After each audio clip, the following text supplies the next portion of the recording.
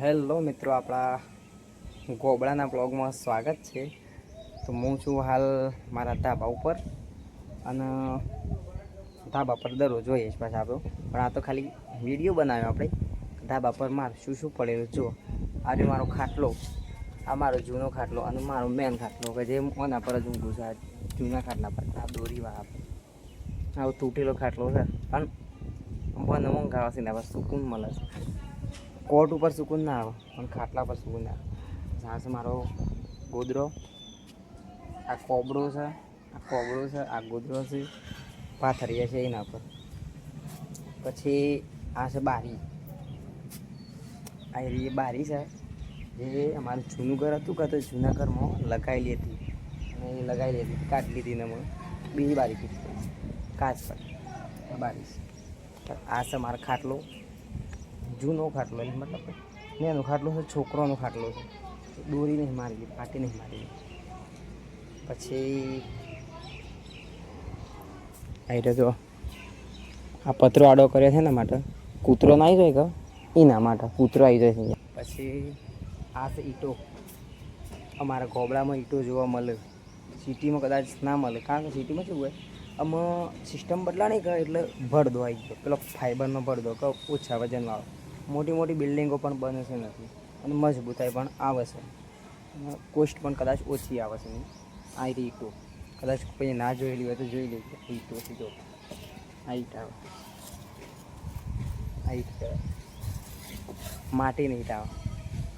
આ છે ડોકલું, ડોકલું હે ને સર બાટી બનાવીએ કે બાટી, એના માટે આ ડોકલું કામમાં આવે. તે ખબર પેલા દાળ બાટી બનાવે છે એના માટે. એના પર છે કે જાળી મેળવાની આવે, આના પર જાળી મેળવો કે એના પર બાટો મેળવો ને પછી ચૂલા પર ગમે તે હળગાવો કે તો જોરદાર બાટી બને. પછી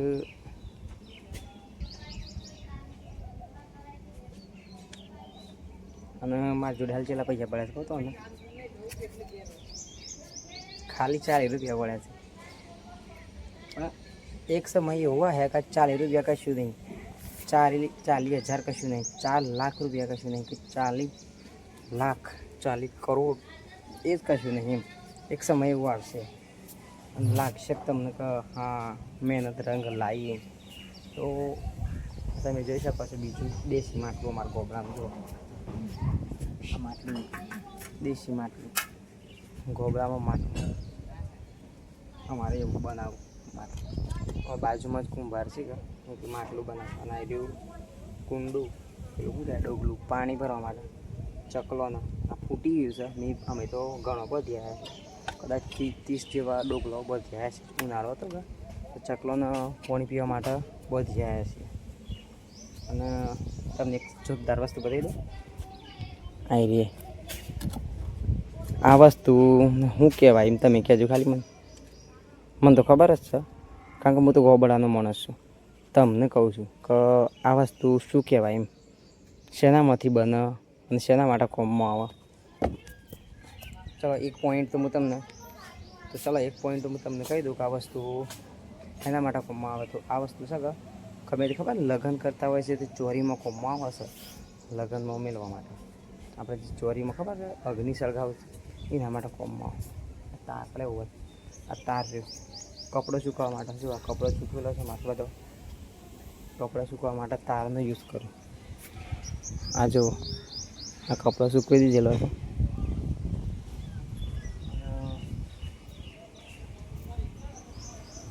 ઓવા કહેતું હતું આ હું મૂરી જો બદામનું ઝાડ છે. હે આ બદામનું ઝાડ રહ્યું. પછી આ છે આસોપાલવ રહ્યું. પછી આ છે બોટલનું ઝાડ જે ડિઝાઇનમાં મસ્ત બને. અને આ છે જોંફળી. અને અમારા કાકાનો છોકરો રહ્યો જો આ હમ્મો રહ્યો. હે ડાળો કાપે છે, પેલો નમી પડેલો છે વધારે એટલે જો.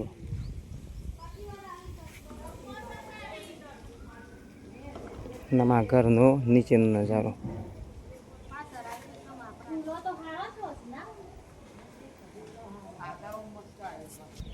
તો ચલો પાછો અમારે પાછળ જુઓ મંદિર છે. મંદિર એટલે કે એક ભાઈ પાઠ પર છે તો એમનું ઘર આવી જો પાછળ જ છે.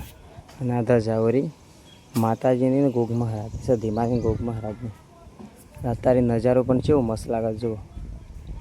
વાતાવરણ જોરદાર કર્યું છે. વરસાદનો માહોલ કરેલો છે. આગાહી છે વરસાદ આવી જશે. તો આવો તો આવો, આહે જ જોવા છે વરસાદ તો આવે જ તો સારું ભાઈ.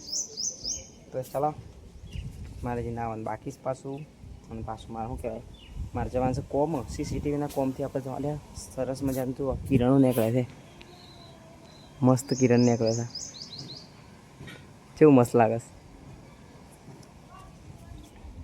વિડીયો મેં એવું દેખાતું હોય, બાકી જે તમે લાઈવમાં જુઓ કે તો જોરદાર મજા આવી જાય.